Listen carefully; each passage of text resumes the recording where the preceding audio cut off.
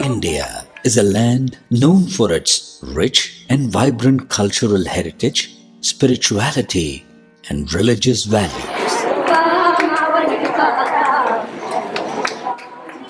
Sampradayas and sadhanas have flourished for centuries together and have become an integral part of the majority population of the country.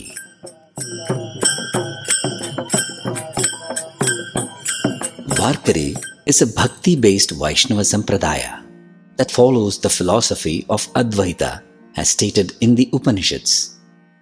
Varkaris worship Sri Vitthal, the presiding deity of Pandharpur. He is considered to be a form of Sri Krishna, an incarnation of Sri Vishnu, who is also lovingly called Vithoba or Pandurang by his devotees. Varkari is a blend of two words. Vari means pilgrimage, Kari means to do, hence it means a person who is on a pilgrimage, Vari to Pandharpur regularly. Vari Yatra is one of the world's oldest and largest movement.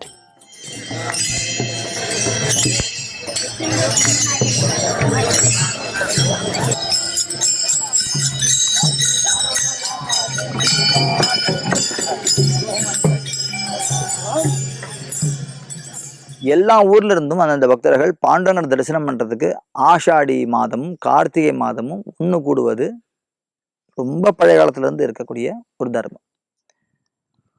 அப்படி இருக்கும்பொழுது இந்த தர்மத்தை ஒழுங்குபடுத்தி அவர்கள்லாம் அபங்கங்கள் கீர்த்தனைகள்லாம் எழுதி இப்படி கீர்த்தனையோட போவோம்னு சொல்லி அதுக்கு ஒரு சம்பிரதாயத்தை கொடுத்து நமக்கு மகோபகாரம் பண்ணதுல முதல்ல ஞானேஸ்வர் மகாராஜ், அப்புறம் நாம்தேவ் மகாராஜ், அப்புறம் ஏக்நாத் மகாராஜ், அப்புறம் Tukaram Maharaj. Varkari's three theological texts called Prasthanatraya consists of Shri Jnaneshwari, Shri Eknathi Bhagavat and Shri Tukaram Gatha.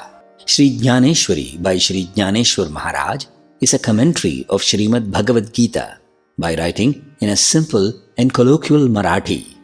Sant Jnaneshwar has condensed Gita in such a way that even a man of simplest knowledge could easily understand the context, since he has explained the highest of knowledge very simply, like a mother's teaching to her child. He is fondly called as Mauli, the mother. Shri Eknathi Bhagavat by Shri Eknath Maharaj is a Marathi compilation rendering of the 11th canto of Srimad Bhagavatam. Shri Tukaram Gatha is a compilation of Tukaram Maharaj's Abhangs.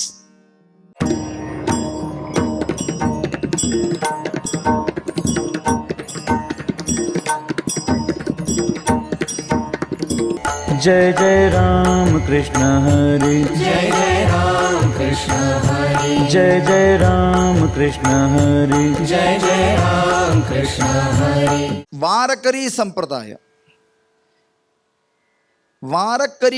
வாரக்கரின்னு ஒருத்தர் இருக்கா, ஒரு checked of people, ஒரு விதமான ஜனங்கள். அவள் வாரக்கரின்னு பேர். அவளுக்கு ஏன் வாரக்கரி பேருனா வாரி கரித்தி இதி வாரக்கரி. வாரினா போயிட்டு வர்றதுன்னு அர்த்தம். போயிட்டு வரத வாரின்னு சொல்லுவாள். ஒரு க்ஷேத்திரத்துக்கு போயிட்டு வரத யாத்திரைன்னு சொல்லலாம். கடைக்கு போயிட்டு வந்தா போயிட்டு வரேன்னு சொல்லலாம். க்ஷேத்திரம் போயிட்டு வந்தா யாத்திரை போகிறேன்னு சொல்லலாம். அப்போது யாத்திரை செய்பவர்களை வாரக்கரி அப்படின்னு சொல்லுவார். எந்த யாத்திரை செய்பவர்கள்? பண்டரிபுரத்துக்கு யாத்திரை செய்பவர்களை வாரக்கரின்னு சொல்லுவார்.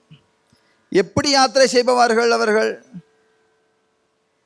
பாடிண்டே, நாம சங்கீர்த்தனை சொல்லிண்டே, சிப்ளா பண்ணிண்டே, தாளம் போட்டுண்டே, சாதுக்களுடைய குணங்களையும் பகவானுடைய நாமத்தையும் சொல்லிண்டே யாத்திரை செய்பவர்கள். எங்கே? பண்டரிபுரத்திற்கு. யார் பகவன் நாமத்தோடு பகவானுடைய மேலே பாடல்களை பாடிக்கொண்டே அபங்கங்களை பாடிக்கொண்டே யாத்திரை செய்வார்களோ பண்டரிபுரத்திற்கு, அவர்களை வாரக்கரின்னு சொல்ற. அவர்களுடைய சம்பிரதாயம் அது வாரக்கரி சம்பிரதாயம்னு பேர். இந்த சம்பிரதாயம் எப்போ தொடங்கிது? ஞானேஸ்வர் மகாராஜ் காலம் 725 வருஷத்துக்கு முன்னாடி. அந்த காலத்தில் தொடங்கலை, துவாபர முடிவிலேயே தொடங்கிடுத்து. எப்போ? புண்டலீகே பரவே கேலே, புண்டலீகே பரவே கேலே, புண்டலீகே பரவே கேலே, புண்டலீகே பரவே கேலே. पर ब्रह्म उभे ठेले, पर ब्रह्म उभे ठेले, कुंडली के बरवे केले, कुंडली के बरवे केले, पर ब्रह्म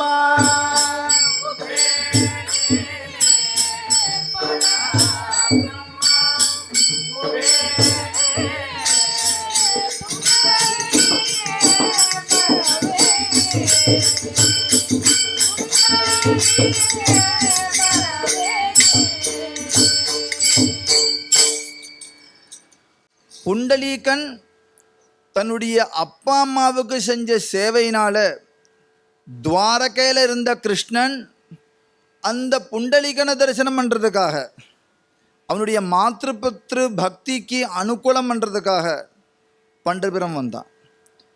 வந்து செங்கல் மேலே காத்திருந்து புண்டலீகனை தரிசனம் பண்ணுறான். புண்டலீகன் ஒன்றும் நாம சங்கீதனம் பண்ணலை, அப்பா அம்மாவுக்கு கைங்கரியம் பண்ணினான்.